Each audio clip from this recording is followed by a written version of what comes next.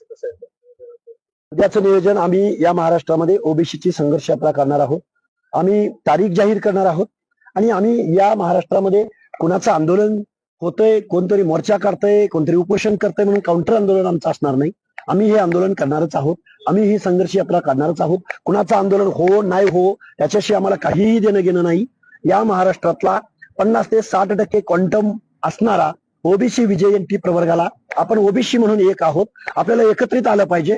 आपले राजकीय हक्क, आपले सामाजिक हक्क, आपले शैक्षणिक हक्क, आपल्या महाराष्ट्राच्या तिजोरीमधला जिसकी संख्या जितनी भारी, तुमची आमची लोकसंख्या किती, तुम्हाला आम्हाला तुमच्या आमच्या सामाजिक न्यायाच्या योजनांसाठी बजेट किती दिलं जातं, या सगळ्या प्रश्नांच्या दृष्टिकोनातून आम्ही एक संघर्ष यात्रा ओबीसी जोडो अभियान या महाराष्ट्रामध्ये काढणार आहोत. उद्या सकाळी पुण्यात जाऊन करताय, किती वाजता करताय? नाही, उद्या हे बघा, आम्ही तो निर्णय तुम्हाला प्रेस घेऊन जाहीर करू.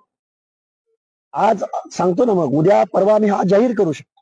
म्हणजे उद्या नाहीये? उद्या हे बघा, ऍक्शन रिएक्शन काही होऊ शकते, पुढे करू शकतो. त्यामुळं आम्ही ओबीसी आहोत, आम्ही शोषित पिछडे आहोत, आम्ही असंघटित आहोत. आमचा क्राऊड रस्त्यावरती हजारो लाखोच्या संख्येने जरी नाही दिसला तरी आमचं म्हणणं मानण्याचा अधिकार आम्हाला संविधानानं लोकशाही.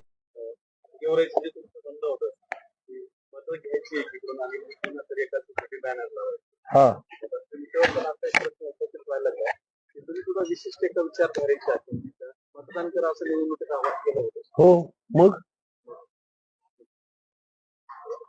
मतदान करा म्हणजे जरांगेंना समर्थन देण्यासंदर्भात तुमच्या बॅनर लावून होता, तुमची भूमिका आहे की तुम्ही. हे बघा, माझं म्हणणं काय आहे, आंदोलकांनी, कॉमन मॅननं, नागरिकानं बॅनर लावणं त्याच्यावरती आमचं ऑब्जेक्शन असायचं कारण नाही. पण संविधानिक पदावरती जो 2-3 लाख मतदारांचं केअरटेकर म्हणून ज्या विधी सदस्यावरती जबाबदारी असते, त्यांनी तशी शपथ घेतलेली असते, त्या माणसांनी किमान पहिल्यांदा ओबीसी बांधवांना आश्वस्त करायला हवं. तुमची भूमिका अशी आहे ना की ओबीसीने ज्यांना मतं दिली त्यांनी पण ओबीसीसाठी बोललं पाहिजे, का बोलत नाहीत, ते का येत नाहीत बाहेर, असं सुद्धा म्हणतात. हे बघा, आम्ही दुसऱ्याचं कुणाचं आरक्षण मागत नाही. आम्ही आमचं आरक्षण प्रोटेक्ट झालं पाहिजे ही अशी आमची मागणी आहे. आम्ही हिसकावून घेतो, आम्ही उरावर बसून घेतो, का देत नाही? आम्ही एससीबीसी आरक्षणाला विरोध केलाय का? आम्ही ईडब्ल्यूएस आरक्षणाला विरोध केलाय का? आणि समजा उद्या सर्वोच्च न्यायालयाचा एखादा निर्णय आला तर त्याला आम्ही विरोध करू शकतो का?